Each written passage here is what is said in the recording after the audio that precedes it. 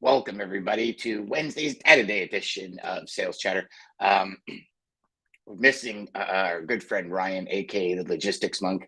He was on a phone call that couldn't get off, let's just say, and then we'll wait for him to arrive shortly. But today we are talking about Roadcheck Week Blitz. We are talking about, did rates go up? What happened? And we're doing it with the good old Diener, the kingpin of knowledge and data, and Jeff, the bodacious cowboy. We'll be right back. To the HPLS podcast. Live, relevant, and high performance information, conversations, and education weekly.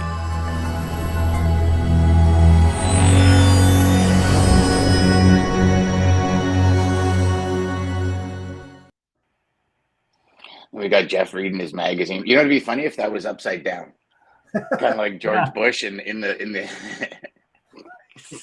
Let's just do it right. I just went political. I can't believe I did that. But you got to admit, the book upside down is classic, right? Oh yeah, Jeff, that was a good pose for the way the show started, buddy. The old magazine. Yeah, just catch it up here quick before data day. How you guys doing? What's going on? Yeah, we're great. Yeah, Good awesome. to be with you. Yeah, I was just reading my book. Yeah, see, we're on the same page. There we go. Well, it's disappearing into the abyss. Oh, you got the mirror thing, and we can't read that.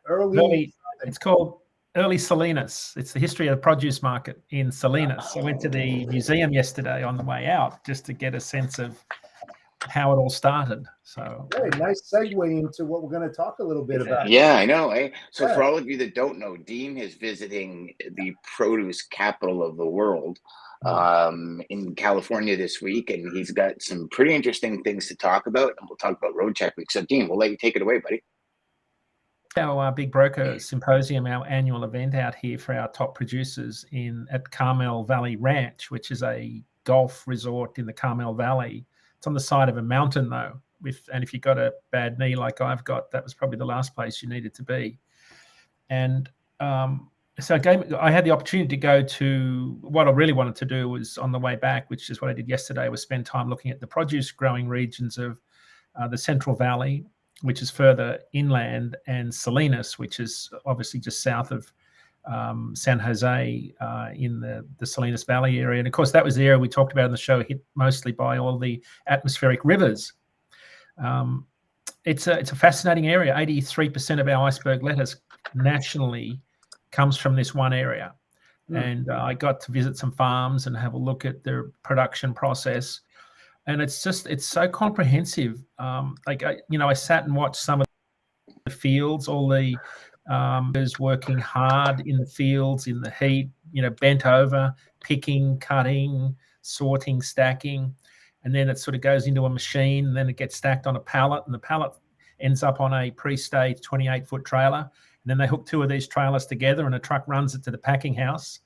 And then lined up on the dock on the other side of the packing house are hundreds and hundreds of refrigerated trailers waiting to make the dash cross country or wherever they're going. One of the strawberry plants that I visited, they load about 400 trucks a day of strawberries out of this one facility. It's just that, we talk about it in data, but, I always love to balance data with real world context. Absolutely. Just sit and see this in action. It was just breathtaking. It's amazing, isn't it? Yeah, I mean, it goes back to the 1930s. I mean, was horse and cart days to the railhead or the port. And from there, I mean, the invention of Union ice in 1930, use of ice blocks that they'd throw in the top of rail wagons to keep the produce cold, and that's how they got it to the East Coast, was by rail. Of course, today you've got a team of 2 people who'll do it in just over 2 days. They'll run cross country in 2 days, and then they're back in 2 days. And I've seen, when I live in Boston, so I see all of these trucks in and out of New England all the time with California, almost always from Fresno. Like you see Fresno, CA, Bakersfield, CA, Salinas, Madera, can't even think of the name. Anyway, and you see them on the East Coast all the time. And then, of course, when you come over here and you see them all leaving, and it was fascinating to watch. Then, of course, the Central Valley is almonds, it's the biggest production area for almonds, grapes. What was really striking, though, was coming down through Bakersfield on I-5 region, was how dry it is. Right, so think about this. It's that dry, they're baling hay, right? Yet in the field next door, they're irrigating grapes.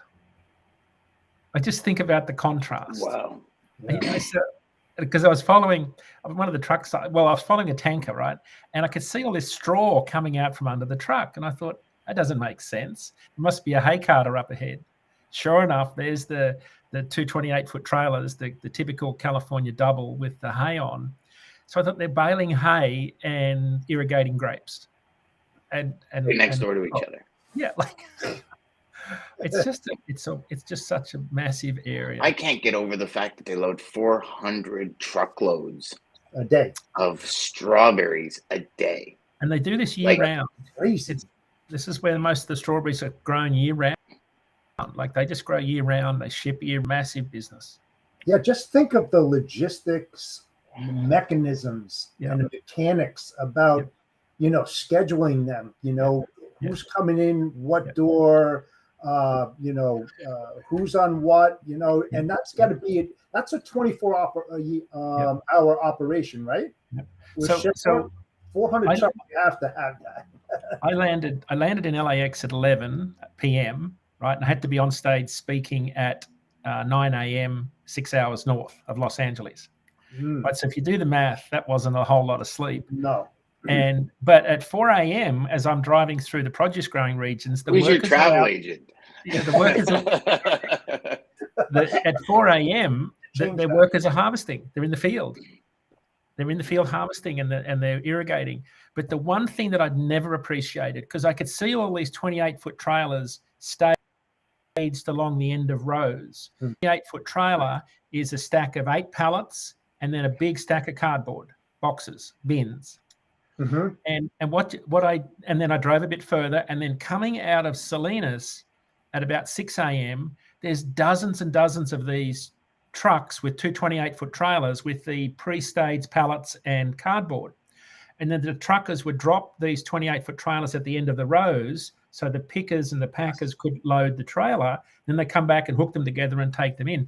But it was the logistics of, because on the way up, I'd passed some CRST trucks who CRST purchased Gardner Trucking, right? And the trucks were loaded with nothing but cardboard boxes, flat. Well, JIT. It's a JIT operation when you think about that.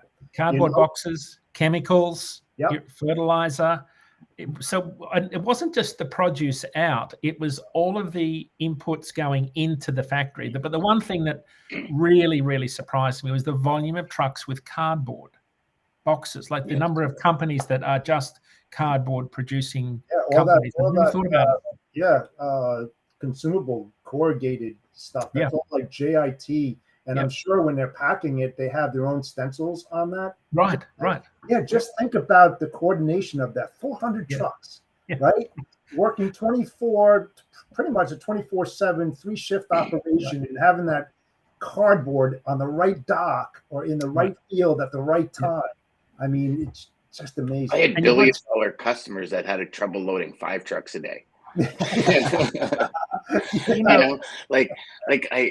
I'm still blown away. And strawberries at that. So you're picking a piece of fruit this big and filling 400 trucks. So they got to go into those little cartons first, right? So you don't get smashed.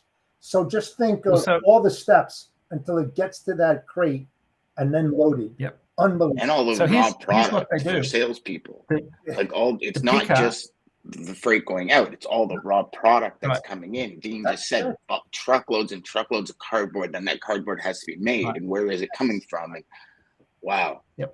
But let me paint you a picture of what this is like. Mhm. I went and watched some of the strawberry pickers. They get the cardboard tray that's already built for them. Like the tray is not that Yep. big, and they run between rows and where they're packing it. They run back and they bent over picking strawberries, and they put them into the clear plastic boxes little bins that you buy them from in the supermarket. So they're loaded into these plastic containers in the field. And then they'll load maybe 8 of these plastic trays on a cardboard tray, and then they'll put it. Then they'll just run. And I could never figure out how they got paid, but they get paid by a barcode scan. When they give it to the guy on the pallet, they get a scan, and that scan counts the number of trays that they pick each day. But just think about this: a step that was missed, that wasn't mentioned. They have to spray all these strawberries and get the dirt and everything off, so it's clean, it's fresh, Right. You know, and they have to make sure that those little cartons carry 20. Like they have to have 20 in there, you know, for a full carton. Think about 400 trucks. How many little trays? How many millions of them? I mean, you got to think about how many are, and this is on a daily basis. Right. This is crazy stuff when you think about the mathematics behind this. And if they're Supply running in the chain. heat, how hot does it get out there? Like in the summertime is There's insanely no hot in fat people California. running. I'm telling you right now. Yeah, hard work. Just hard work. I mean, I used to pick potatoes when I was a kid, but bent over picking potatoes. It's hard work. So anyway, that was my day yesterday. I fly home today, but it was just good to see it all because it just gave me a new appreciation for how much logistics is involved. And, you know, Jeff, we talk about it all the time, but I'd never thought about the logistics that went into, you know, I sat and watched tractors, like, so they're plowing the fields because they're putting in another crop, another vegetable crop. And there's tractors with like massive plows and sprayers and planters and pickers and everything like that. It's almost, it's like a fine tuned network when they're picking, that tractor's coming behind them and taking that plant out and then placing another one. I mean, it's just crazy. The mechanics, it's crazy. Well, I know that my strawberries, when I go home and if I buy strawberries in Manchester by the Sea tomorrow, and it says Driscoll Farms on it, which it probably will as the marketing brand, you could safely bet it was probably picked last Friday or Saturday because that 2 days into the markets. Appreciate the taste much more now. Yeah. So just fascinating. Well, then it goes into the food distribution plants. Like they have one on the way back from Toronto, right? Kind of like a Tobico area off the Gardner, and I mean it's got probably 150 doors maybe, and the volume of trucks that are in their park, like there's not a millimeter to spare anywhere, and these guys are sliding between cars and it's just trucks coming in, trucks going out, trucks coming, like, and it's insane. And that's just like as you drive by, not even sitting there counting, you see that, you know, and it's the produce kind of distribution center that you see all the produce companies at, you know, and so one more bit of useless trivia. For sure. I saw my first today. I've never seen a tumbleweed. I've seen them in movies, and I'm in this truck stop. So I went out to Lost Hills to film some of the dipping donkeys, the pump jacks in the oil field. Right, the ones that go up and down like this. And because I'm fascinated, it's only 2 hours north of California, and you got in Los Angeles, you got this massive oil field. But I went back to the truck stop on the way back out just near I-5, and I'm sitting there watching some of the trucks. Next thing, this massive tumbleweed rolls across the road in front of me, rolls into the truck stop where they're fueling, and works its way around down through the trucks and then disappears out the other side. I've never seen a tumbleweed. It was the wildest thing. Have you guys? Did you get it on film? Did you get it? I did. Yeah, for sure. Good for you. Sure. I posted it on social media. Like, it's wild. I'll tell you what, though. I tell you what. You know, as a follow up of what you've seen, and I've said it so many times, the knowledge that you gain about being in the trenches and watching that mechanics of logistics work is so crucial. You know, that knowledge, you can't explain it unless you actually see it and how it works. Right. You know, I just think everybody should have that opportunity to do that in their lifetime. It's amazing. Well, that I guess that brings us to data. Yes. The subject of data. So something bizarre happened last week. You know how we've been talking about rates have been dropping and, you know, quite a lot of doom and gloom. Well, rates actually went up last week, went up about 8 cents a mile on dry van, up about 9 in refrigerated. Load post, so we saw a lot more volume in the spot market last week. So it was like people had been, this pent-up demand had been there, and then suddenly there was this surge of shipping going on. That's what it looked like in the spot market. So, Dean, can I interrupt you for a second? I apologize. I'm doing a bad job at being host. DJ says, "Good morning, gents. Great to see you. Have a great show." And then Scott says, "Where's Dean coming from this morning?" So that's and I love it because every time Dean puts Grumpy Pete's sleeper behind him, everybody's like, "Where in the hell are you?" So explain that background for a second. I apologize. I'm being a bad host. Usually Ryan's the one doing this. It's just my sleeper cabin by Peterbilt, but I'm in a shady hotel in Bakersfield. A shady hotel from Grumpy Pete to a shady hotel in Bakersfield. Yeah, love it. Stacy says each cog in the wheel is absolutely essential. We certainly take for granted how easy we can just go to a store and buy our food or any goods. Stacy, yeah, we really do. I mean, it's, you know what it kind of reminds me of, as you're talking about it. If you ever seen Castaway with Tom Hanks years ago, when his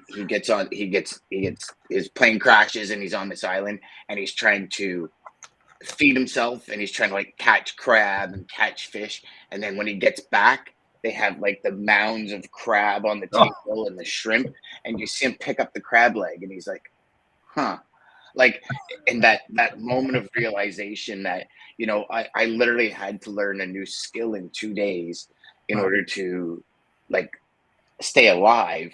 And people are just picking this stuff up and just eating it. And I think for me anyways, I started to get appreciation for food or lack thereof during COVID. Because I found that all of our produce, the taste was gone, the flavor was gone, and that kind of stuff. And I think that for me, that's when the feeling of that kind of, you know, we take it for granted and we just go into the store and we do this.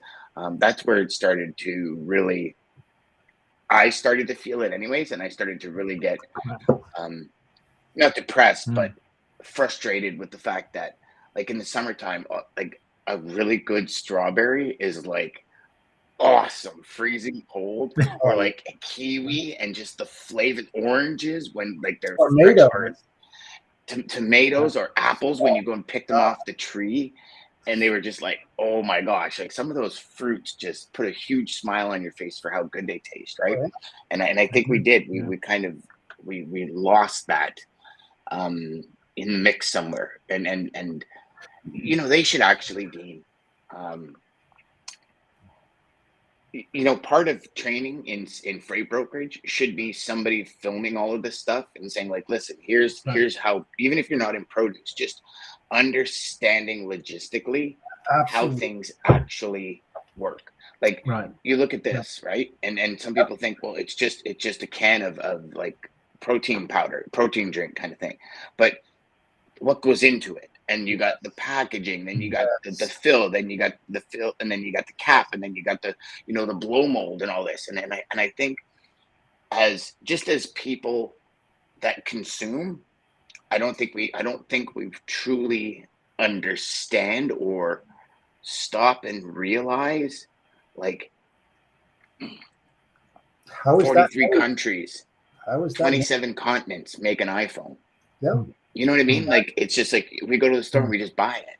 And it's like, okay, oh yeah, I got the new iPhone. Woohoo, I got a new camera. Yeah, I can do Logicons or whatever they are. I preach that all the time, Dan. I really do. I mean, it's like going into a bar and having a beer, and then a guy goes, "Boy, this really tastes well." But man, that cost is so much for a beer, and I go right into it. See this glass? Guess what's in it? I mean, I just start talking about it because, you know, the more that people realize that it's just not a jar, it's just not a candy bar, you know, and how many touch points that candy bar has in it to reach your mouth. It's unbelievable. It's insane. It really is. You appreciate it more. So what? One of the things I did when I always travel, I go to truck stops, right? You know that, and I talk to drivers, and I can, you know, I don't have to ask a lot of questions because you can see how people are feeling, and by the way they react, by how clean or dirty their truck is, you know, how many, you know, mud flaps are hanging off. There's a lot you can tell without asking questions. But I did sit and talk to a bunch of drivers in the truck stop bunch, probably a dozen drivers over the course of the day, and I'd been missed check week. So I'd always theorized that Roadcheck week was more about the economics. So as in, when times are good, carriers can afford to take time off during Roadcheck week. When times are tough, they keep rolling. Well, it's got less to do with that. It turns out that carriers take far more time off during Roadcheck week when the focus is on braking systems and hours of service than any other focus point. Last year and this year, last year was wheel ends, this year's brakes, ABS, 2020 was hours of service. And when you look at 2020, 2022, and 2023, our equipment post volumes drop about 16% during the week of Roadcheck week. And then it bounces right back up. Yep. So you always hear anecdotally that carriers sort of sit it out and take time off. A lot of the refrigerated carriers do more so than drive out and flatbed. But brakes are the one thing that will stop you. And it doesn't have to be, you can get out of fairly basic out of adjustment. Like it's one thing, you know, brakes can go out of adjustment in between rest stops. Like, so it's one of those things that can catch you up really quickly, especially if you don't know how to adjust your brakes. Some fleets don't allow drivers to adjust their brakes. So, because I'm always under my truck adjusting the brakes because it's like life-saving technology. Like you just got to make sure your brakes, because your brakes go out of adjustment over the course of a trip. If you're going up and down mountains, even automatic slack adjusters sometimes don't work. It doesn't automatically adjust the slack in the travel on the booster that puts your brakes on. So you've always got to be checking that. A lot of drivers don't, in particular fleets where there's drop and hook trailers that rarely see a workshop. So it's not necessarily that, and I'm learning something here, Dean, because I was never aware of that. It's not that the company does not have a high level of safety and service standard. This can happen literally in 4 blocks going up and down the mountain. So you have no idea as a driver pulling in, even though your company you might have just had a safety done, or you might have just, like, your company maintains the vehicles very well. You have really, so Stop you brakes, don't know, like you have no idea when you're pulling into the chicken coop, when they're doing brakes, if you're going to pass it. You got no idea. Wow. Especially especially power only guys whose only braking system they use is the trailer brake, the little trolley brake. You never touch your foot brake. Yes. The power only guys never touch the actual brake. It's always either the Jake brake or the trailer brake. I'm not wearing out my brakes. I'm gonna burn the brake shoes. Our owner operators used to do that as well. We noticed that our trailer brakes would go faster when it was attached to an owner operator, because they wouldn't want to use their brakes, so they'd either use the Jake brake or they'd hit the trailer brakes to stop. And you know, one of the biggest things too, to get to your point about the dropping hooks, you have no idea what the previous driver did with that trailer. If he had a PM done it, you know, the periodic maintenance on it, and they drop it there, and then the next guy that comes in, the hook to it, finds out there's all these things wrong with it, but you have to get it to a shop to get it fixed. And sometimes it's 100 miles away, maybe 200 miles. And you might run into one of these stops, and that's when you're going to get hit and hit hard. It's not about the last driver who didn't take care of the trailer. It's the guy that has the trailer on the back of his truck that's responsible for it. Now. So, a lot of guys don't know what to look for, though, especially if you're new to the industry. You might not know what to look for. You might not know that a darker colored tire is a tire that's got lower air pressure. Because when you look at tire colors from behind, a tire that's under pressure will always appear darker because it's got less contact with the road, less pressure, right? Yeah. So in particular, when you go across dust, like when you drive across dust, imperfections and scalloping and out of roundness on a tire will always appear as dark, light, as in the dark is always not touching the ground, that bit. So there's a lot of things you can look for when it comes to trailers. But if you're new to the industry, heck, that stuff takes years of experience to spot. And unfortunately, in states where they need probable cause to pull you over, the trailer is the first thing they look at.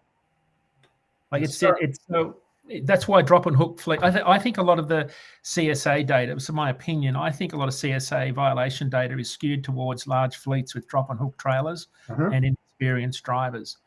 That's my take on the data, because when you look at the frequency of times drivers get inspected or checked, it's like once every 9 to 10 months. It's a fairly rare event, unless you've got really bad equipment, or you've had one driver that's rubbed an enforcement official the wrong way once in the last 10 years. You want to bet that fleet's getting pulled in all the time. So, and that happens a lot. You know, I south out of Chicago through, I think it's Indiana, Ohio, maybe. There's a particular area that's just red hot for truckers. There's a problem there no one can really fix. But so yeah, I just think a lot of that data is biased. But that was Roadcheck week, and a lot of carriers take time off. It's a good time to have vacation. During quiet times like this, when volumes aren't as busy, it's also when carriers take time to do a lot of maintenance. So yesterday I was talking to a guy in the truck stop here in Bakersfield, and he had the mobile service out, and he was putting all brand new tires on his tractor in the truck stop under a load. Yeah, so there's like $600. There's 8 times $600, all new brand new tires.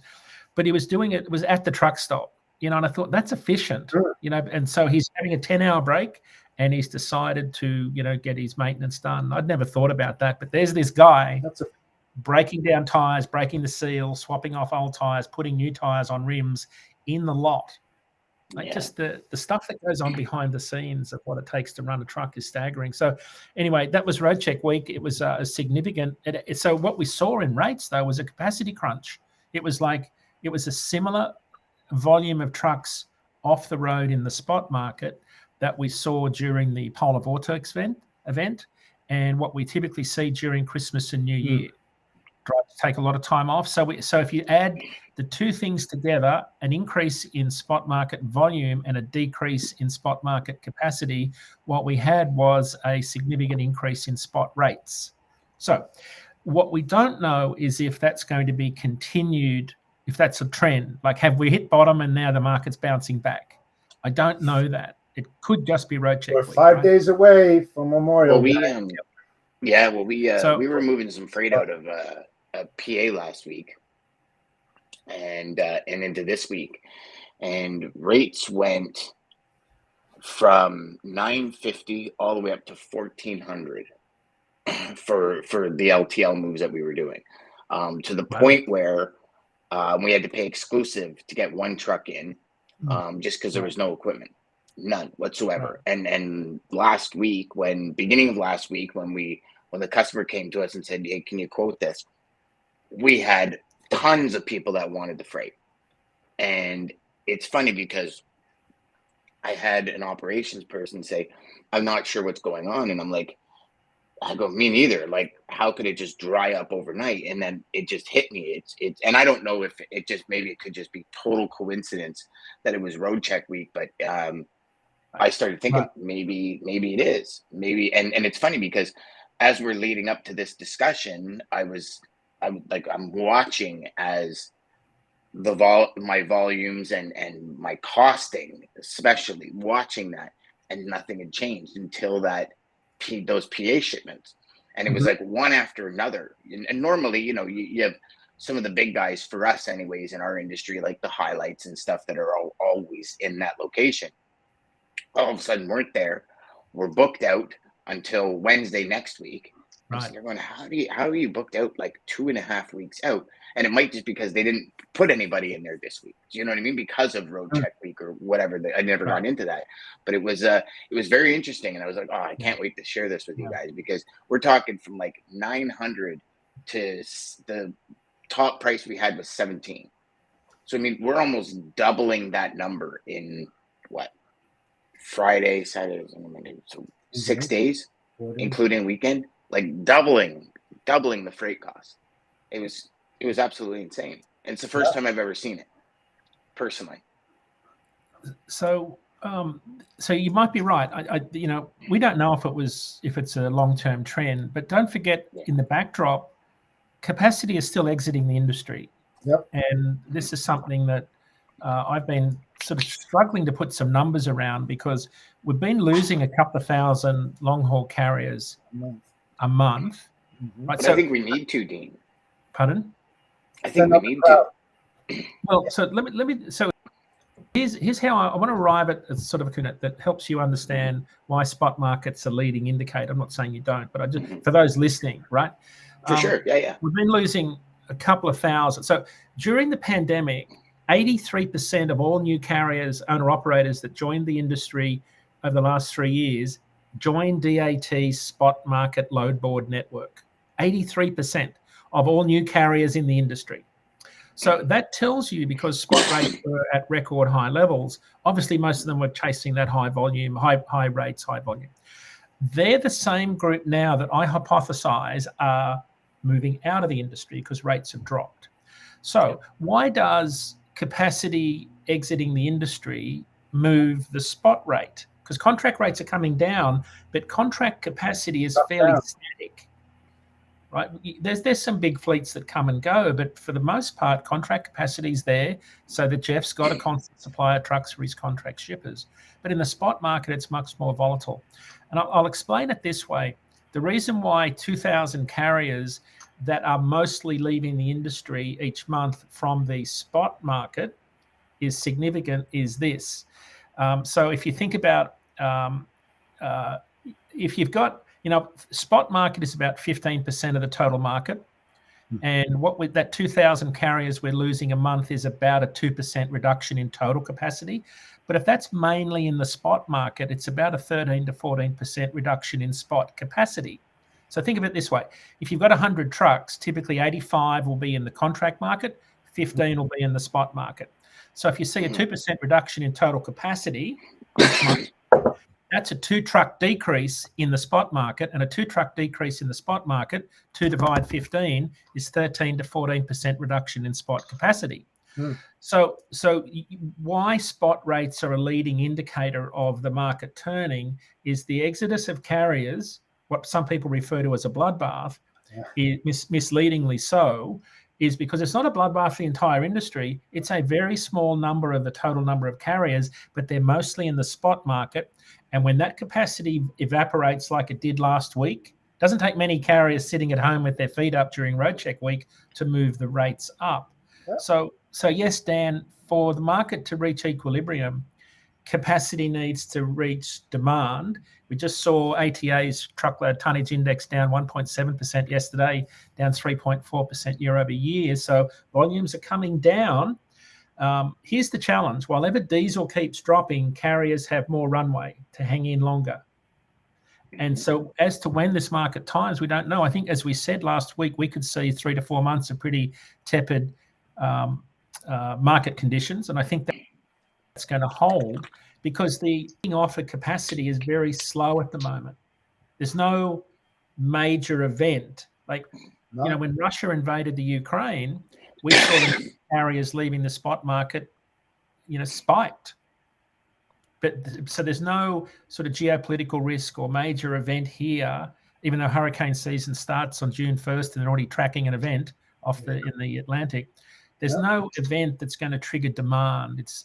That's why we've said that watch the spot market, because when the data comes out on Sunday morning when I pull it on our next week's show, if we see rates continue to go down, that tells you that we've still got too much capacity in the market relative to the volume. So that's going to next week. I think will be we can't call it a trend either, even on 2 weeks worth of data. Yeah. But because you also got Memorial Day coming up, right? So whoa, look at so if this. we don't Hey, there he is. Well, finally. Hey, what's going on, guys? What's up? What's up? Yeah. I know the. I'm not going to jail. I'm not going to jail. Come on. Perfect. Good. So you got my bail money, huh? Yeah, I do. I definitely do. I know I was dealing with anybody knows who deals with the CRA. They are a great company, but it does take a while to get things done. So that's the Canadian revenue. You would have killed all three of us right through. Your nose would have came right through and killed all of us. Well, what's going on, gents? I'm glad you're still here, brother. Glad you're still here. Me too. But I was listening as I was waiting on hold for the last 20 minutes. But yeah, we're hearing some pretty cool stuff about. I think it was like 400 truckloads a day of like strawberries. I thought it was really cool. So yeah, and then we were talking about the packaging that comes in and stuff. And I'm doing a horrible job with the comments, Ryan. I just got to tell you. So we'll start. We got Trey in the house. Trey, how you doing, buddy? Thanks, pal. Hey, Trey. We've got Barb in the house. Hey, Barb. Coffee. Barb, she was an amazing truck driver. We had her on during our thing, and she is amazing. If you want to hear bluegrass music, you hit up Barb. Hit up Barb. And then we got a love letter for Jeff from Francis. Maybe we should have kept that offline in case his wife is watching. Oh yeah. Damn. Sorry, brother. I didn't mean to do that. And then we got good old Scott who did a little math for us. Say 32 ounces of products, 36 ounces including packaging, 17,800 packages per truck, 7.1 milliliters, industrial packages of berries in 7.1 million packages of berries in 400 trucks. That is nuts. That is crazy. That is insane. Yeah, and we won't put his next comment up just because. Well, is that all berries, guys? Is that like all like blackberries, raspberries, or is this like strictly like strawberries? We're just talking about strawberries. Just at the Diarago / Driscoll Farms, one of their locations yesterday. They got a few out there, right? So one was in Salinas. There's another big one in Watsonville, just further north. So, but just Ryan, it was just staggering to see the everything from the tractors plowing the field to the immigrant workers, to the truck drivers, to the cardboard box trucks, right through to these really big, fancy refrigerated trucks, all chromed up and shiny, heading out of town. So it was good to see the whole farm to plate, farm to table.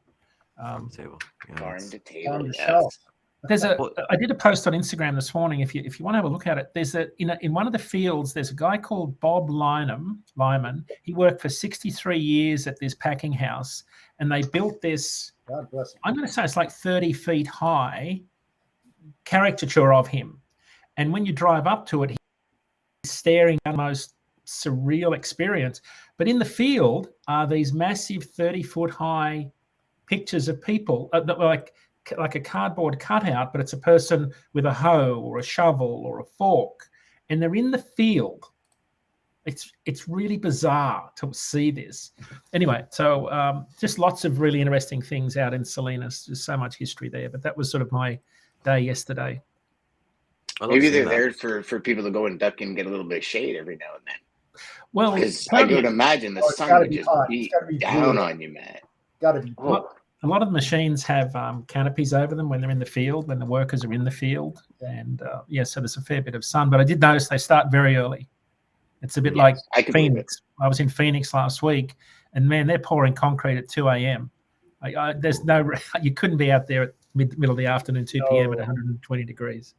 No, not only that, the concrete cures way too fast. I know when we did our concrete in the backyard, it was like weather was the biggest driver. And I'm like, I'm sitting there thinking, it's summer, guys, let's just go. And they're like, no, weather. Yeah. So like literally, originally we were supposed to start at 10 or 11, and they ended up saying no, 7:30. And I'm sitting there thinking, like, I mean, we're talking trucks of concrete. I'm thinking my neighbors are gonna hate me when the concrete trucks pull up at 7:30. They already hate you, Dan. It's not the concrete. It's not the concrete. But I want to get to Dean's point where he's mentioned here. You're talking about Driscoll Farms, and I know myself when I go to the grocery store, it's always Driscoll Farms. But we look at Pick Your Own, right? And I know we did the produce chart a couple episodes ago. I know, Dan, you could attest to this, like Downey's farm, they're probably like the biggest like strawberry farm in Ontario that we see that gets loaded up pretty quickly. And I think they'll get started. I just actually pulled up their website. They'll get started approximately June 20th. Dean, do we see any differences? I think, Dan, you mentioned 400 truckloads a day. Do we see any difference where maybe they are like, maybe we'll do 200 and have the rest outsourced from like local farms? Do they account for that, or they just keep on trucking until there's basically produce season's over? Yeah, I mean, they produce, I can't remember the percentage, but it's like well north of 70% of the strawberries in the country out of this one area, like in the whole, California Valley. So it's constant, Ryan. I mean, there is some volume coming across from Mexico and Florida, but that's small in comparison to how much comes out of that California market. So no, I don't see it. I don't see any variations from other regions that move the needle. That's why produce rates were so bad last year, because California volumes were so low. Yeah. And we're still behind. See any of the almonds or cashews or any of the nuts moving? No, I didn't know. Did you get that far north? No, okay, because I know that California is like 83% of North America is where they get their nuts from, is in California. So I can imagine, you would imagine that volume or that operation, I guess, to be pretty similar. There wasn't all the almond trees here around Bakersfield. There didn't appear to be any like fruit nuts on them. I couldn't obviously drive into some of them to look, but I could. They certainly weren't harvesting. So, but I should know that I did a big article on the almond crop. I got to say, it's later in the year that they harvest.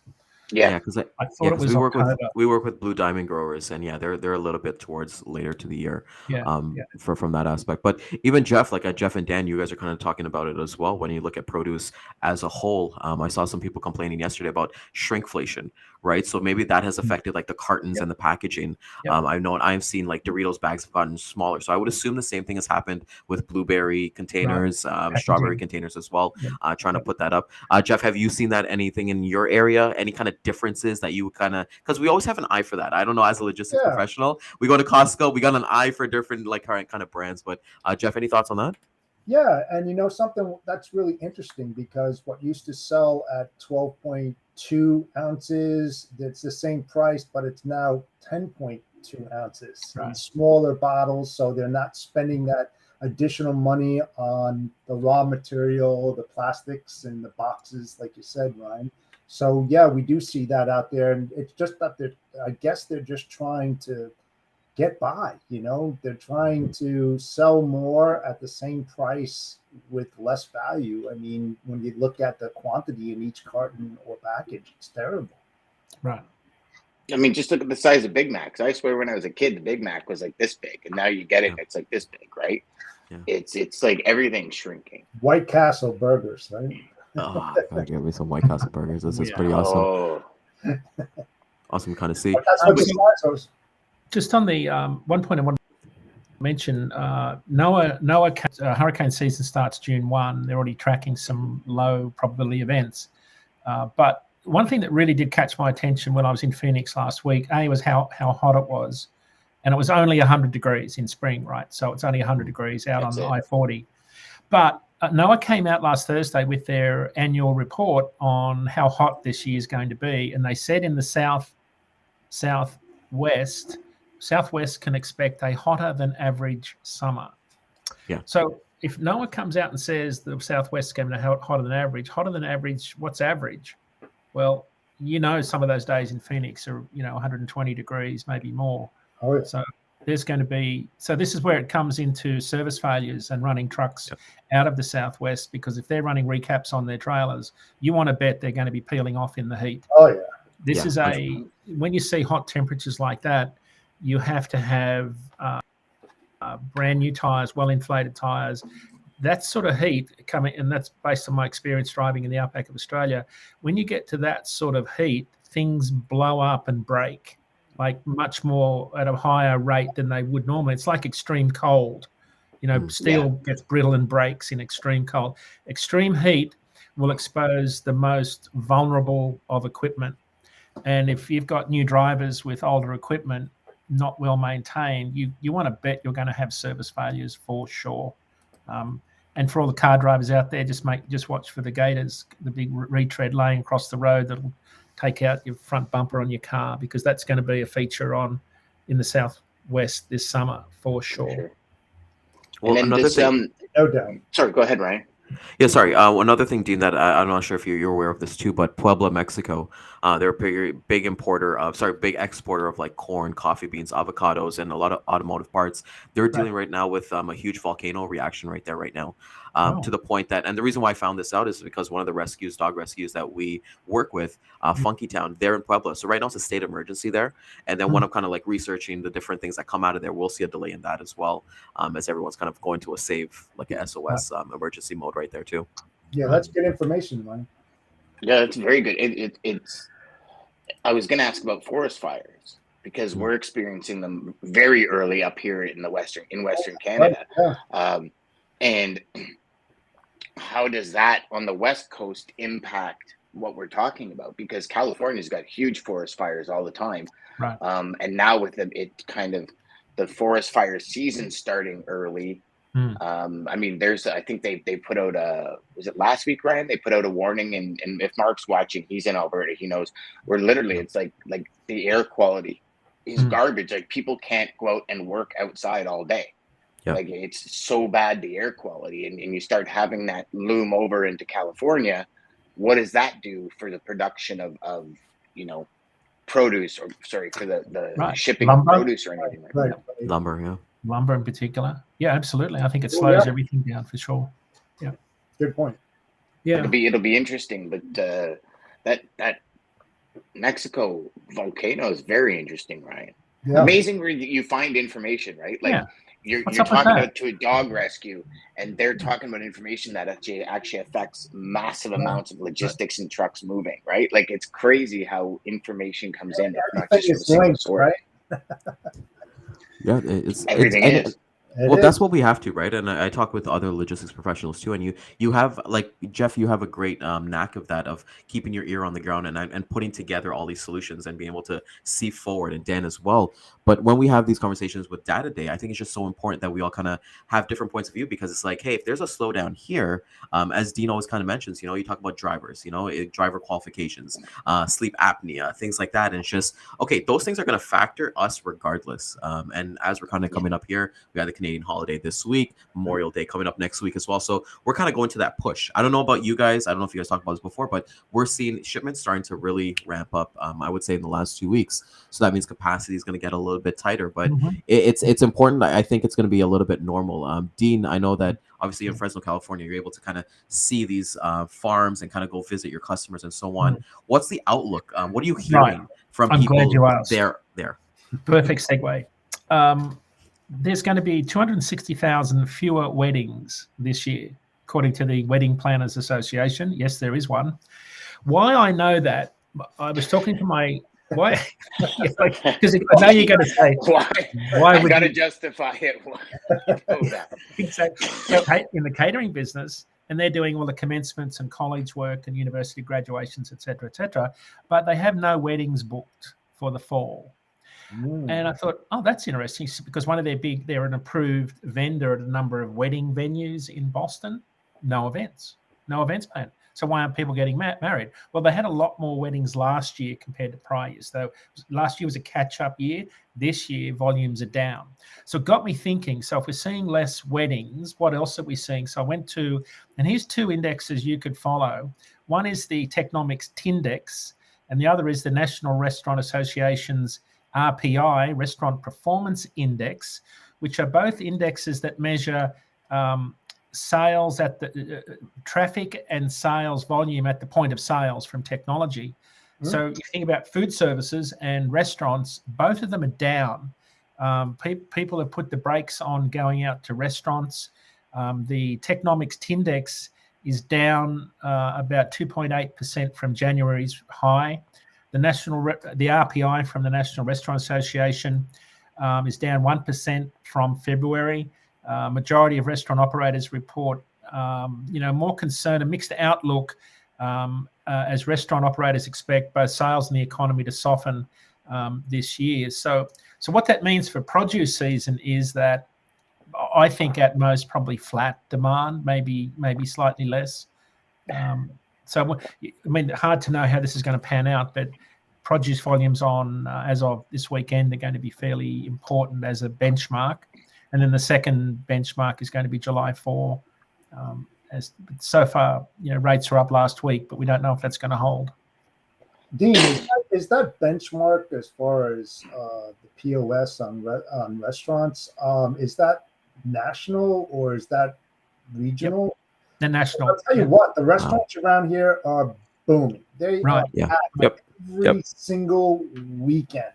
I mean, I'm not out during the week because I'm working, of course, but during the weekend, the wife and I love to go out to restaurants. Every time we do, Jeff, I'm seeing fewer restaurants. I'm saying it's like planes. I'm seeing smaller planes packed to the rafters. Yeah, every flight is packed. So I think restaurants, because in my town, that depressed Manchester by the Sea town, and after the movie, that horrible movie. Right. There's 2 restaurants that have closed. So the only restaurant that's there is absolutely pumping. Yeah. So I wonder whether that's part of it. Is we've just got less restaurants and more volume in what's left. That could be part of it. Well, 2 things, guys. 2 things that I pay attention to as Jeff is talking about. Well, 2 things I want to talk about that specifically is that you got to look at the season right now. Right now is the NBA and NHL playoffs. All the sports are playing right now. Baseball's back. Football's coming back up a bit. So there's always going to be that. Right now, NHL and the NBA, they're going into their finals, I believe June 1st. So every day is a game. So you're going to see pubs and restaurants packed to the brim. Right. Another thing, too, just to add to that, Dean, about what you're saying of last year about being a catch-up year, I know friends who put down deposits for halls and weddings and all that stuff during COVID. And instead of them getting the refunds because they didn't have the capital to give people back the refunds, they're like, okay, we'll just postpone it until like last year or the year before, right? So we would see an influx. And I think that's what's really happening, even from my side. Like when I scroll on Instagram on the weekend, everybody seems to be at a different wedding.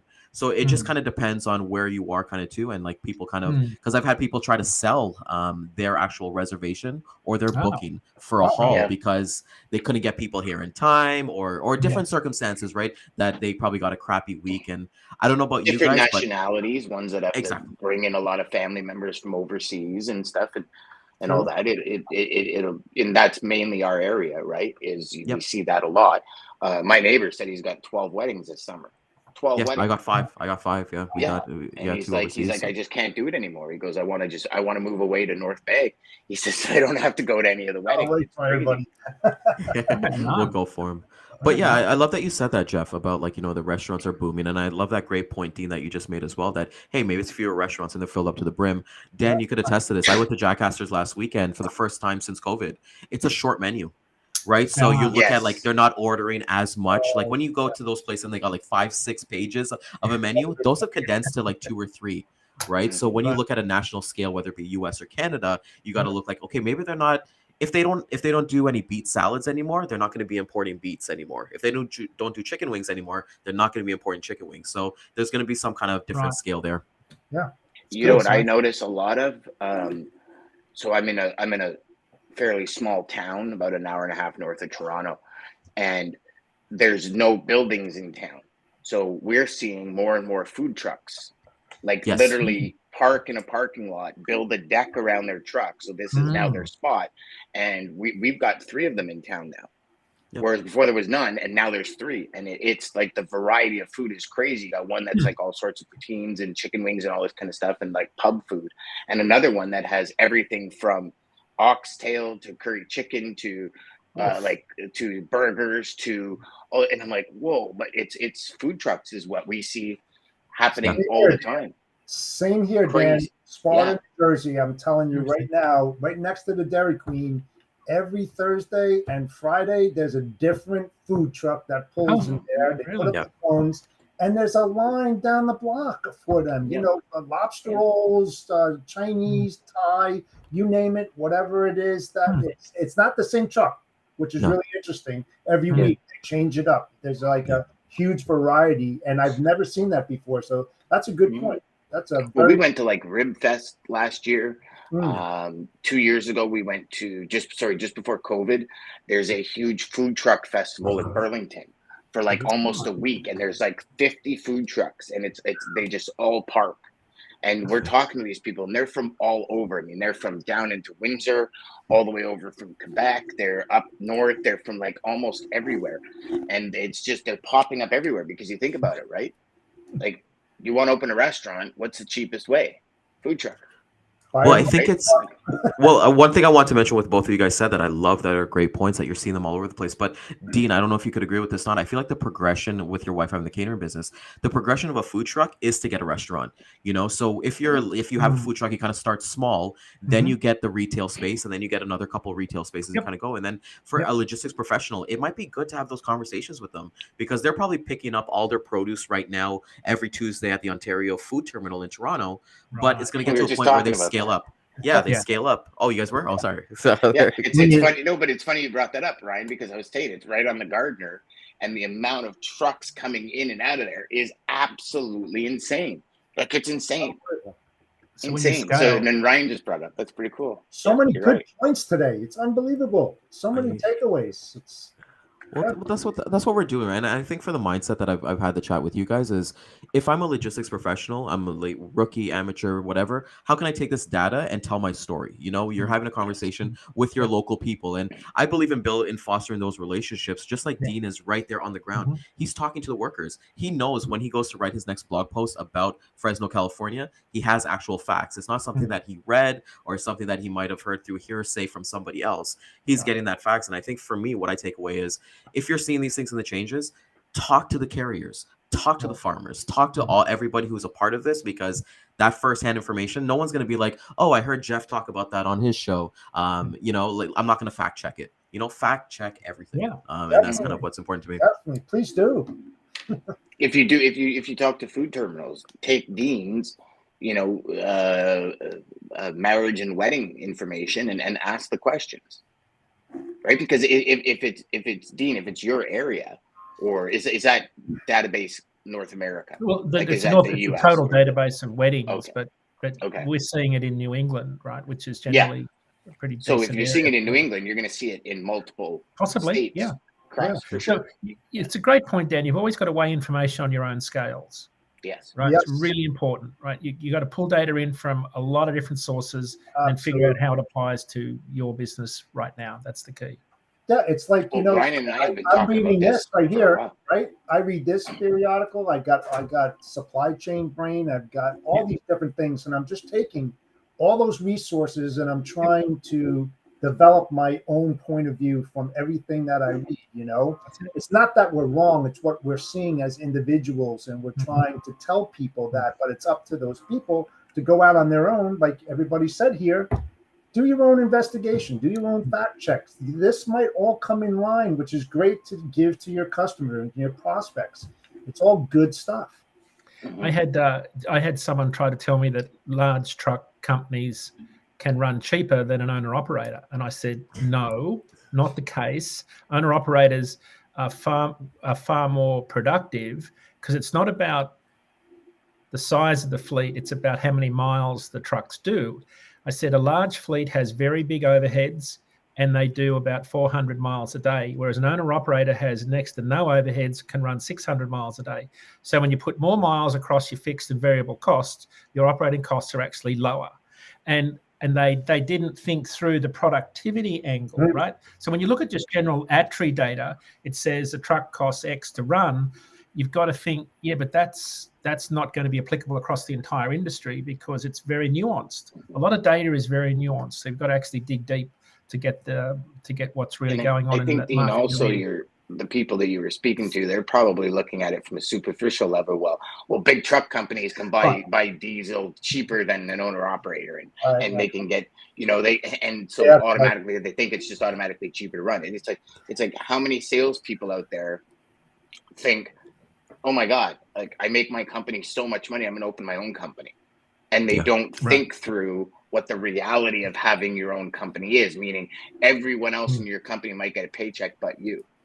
Yeah. Right. And they don't think through that portion of it. It's just, oh, well, I make this person so much money, I'm going to go out on my own. It's half information. It's speculating at best, because sure, you can buy parts and tires at a cheaper rate than an owner operator, but it's it's not the same story. Yeah. Here's It's not. Not if you're running 85 to 90. Yeah, here's a No. quick clue. Do your homework. Yeah. Do your homework, and we're gonna wrap up on there, gents. As we're gonna leave with that to do your homework. But before I actually want to do our Love that. closing, everything like that, I want to shout out to Anthony Horde. We're talking about marriage. He actually got married. He's a big supporter of our show and a big supporter of everything that we did in Empowerment and Logistics. He got married over on the weekend to his now wife, Andrea. So I want to give him a big shout out. Yeah. So happy. Welcome to the ride. It's a fun ride, and it's awesome, man. I told him that getting married was the best thing I ever did. So, Dean, I did catch the episode yesterday. Can you tell everybody about Dad IQ Live? You got some I think you got a pretty cool guest coming on the 6th, I think it is, but definitely love for you to plug away. Yeah, we actually didn't have a show yesterday, and because we were at the event in Carmel, so we didn't have a DATIQ live show. And I'm just quickly looking up here. 5:30. Tim Denoyer is coming on next week. Tim Denoyer is the Vice President of ACT Research. The week after Ryan is Saritha Willingham from SJW Logistics. So she's the week after. So She's awesome. the next 2 weeks like are going. her. Yeah, and I've got some pretty actually chock-a-block full all the way to July with guests, some really super guests. But Saritha, thanks for the lead, Ryan. She's a very smart CEO of that company. I'm really looking forward to talking to her, especially about how you scale a small company and grow with your shipper. I think that's going to be a fascinating topic. So look for that on the 6th of June. That's going to be awesome. And it is every Tuesday at 10 a.m. live, 10 a.m. Eastern. LinkedIn and YouTube, I believe it's on. So definitely catch that. Any kind of conferences, anything like that coming up? Because I know you mentioned you kind of had the last one, I think, but yeah, no, I'm done. So the next event's not until the Journal of Conference Inland Shipper Conference in September. So nice. You got the summer off, Diener. You got that. I know. It's like he's going on the school hours, so that's awesome to kind of see. Cowboy. Cowboy, congratulations on your first episode this past week of your show. Can you tell everybody about what you got going on? Yeah, I got the Storytelling Chronicles, Life Lessons in Logistics on every Monday at 2:30 p.m. Eastern Standard Time. I always have a mystery guest, so I never let that out of the bag, but I can assure you that I have CFOs, COOs coming on board from different companies, psychologists, people who have been in the industry 5-10 years. We have the older folks like myself who will be discussing all the different types of things that everybody faces in logistics, all those little problems, try to help out everybody out there. So check us out. This Monday, though, is Memorial Day, so we will be on Tuesday at 2:30 p.m. So check us out. That's awesome. Pretty proud of everything that you're kind of doing. And even for us here, this is Sales Chatter, the logistics podcast where we aim to help 10,000 reps hit $1 million GP. We're changing up things a little bit. We got things kind of going on left, right, and center. But tomorrow is Personal Development Day, one of my favorite days that Dan and I have curated together, where we pick 2 clips and we play them and we give our thoughts on it. So it's pretty cool to kind of see. We will hit the replay at 2:30 p.m.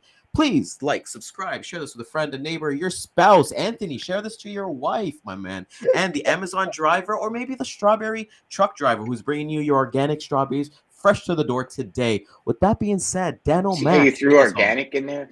Oh, yeah, you got to go organic, man. You got to go organic. I like how you threw that in, brother. That was awesome.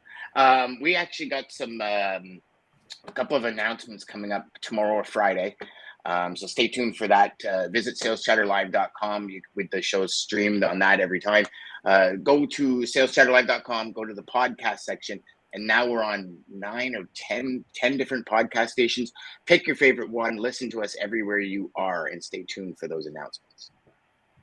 Awesome. All right. Well, with that being said, we'll see you guys next week. Take care. Oh.